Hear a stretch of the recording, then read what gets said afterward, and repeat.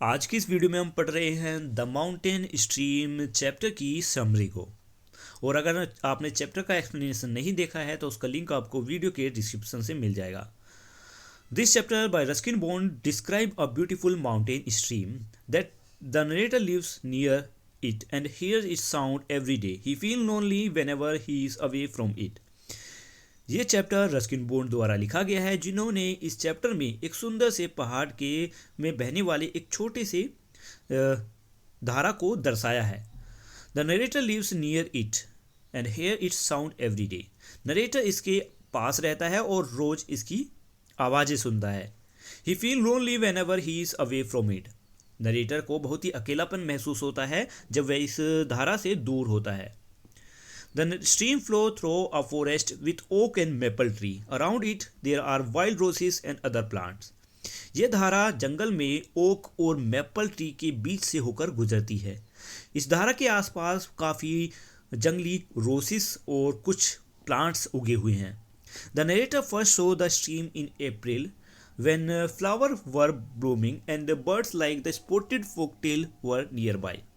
Narrator ने पहली बार इस धारा को अप्रैल की महीने में देखा। उस समय यहाँ आसपास बहुत सारे फूल उगे हुए थे और नज़दीक ही बहुत से पक्षियाँ भी थे। उनमें से एक थी spotted forktail. He saw a slim brown snake swimming in the water and found its beautiful. उन्होंने यहाँ पर एक दुबला पतला सा एक ब्राउन कलर का स्नेक भी देखा जो पानी में तैर रहा था, और नरेटर को ये सांप बहुत ही सुंदर भी लगा। Even in summer, when the hills were dry, the area around the stream stay cool and green. यहाँ तक कि गर्मियों में भी जब पहाड़ी के आसपास के इलाके ड्राई हो जाती हैं, उस समय भी धारा के आसपास की जगह ठंडी और हरी भरी रहती है। The narrator found a small pool to bath in and a cave where water sparkled in sunlight. Narrator को यहाँ पर एक छोटा सा पूल भी मिला नहाने के लिए जिसमें वो नहा सके, और एक गुफा मिली जिसमें पानी टपक रहा था और सूरज की रोशनी में वो पानी टपकता हुआ चमक रहा था। few people came there except a milkman or a coal burner.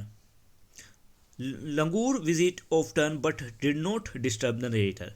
बहुत ही कम लोग इस तरफ आते हैं, बस कुछ मिल्कमैन और कुछ कोल बर्नर। लंगूर भी अक्सर यहाँ पर आते हैं लेकिन कभी नरेटर को डिस्टर्ब नहीं करते। During the rainy season the stream become fast and strong. In A winter snow covered the area and the narrator miss the warmth and the bird. कि बरसात के मौसम में ये पानी की ये धारा बहुत ज़्यादा तेज़ हो जाती है और बहुत ज़्यादा स्ट्रॉन्ग हो जाती है, बहुत तेज़ होता है इसका। लेकिन सर्दियों के समय में आसपास के इलाकों में बहुत ज़्यादा बर्फ़ फैल जाती है। उस समय नरेटर यहाँ की गर्मी और यहाँ के पक्षियों को बहुत ज़्यादा मिस करते हैं। The narrator loves nature and feel peaceful near the stream which keeps flowing through all the season. Narrator को प्रकृति से बहुत प्रेम है और इस धारा को जो नज़दीक में जिस धारा की बात कर रहे थे, ये धारा इन्हें बहुत ज़्यादा आनंद महसूस कराती है। इन्हें बहुत खुशी होती है इस धारा के पास। Which keep flowing through all the season. ये पानी की धारा पूरे सीज़न, हर सीज़न मतलब बहती रहती है। तो ये समरी यहीं पर ख़त्म होती है। उम्मीद है आपको समरी अच्छे से समझ आ गई होगी। मिलते हैं नेक्स्ट वीडियो में, तब तक के लिए बाय बाय।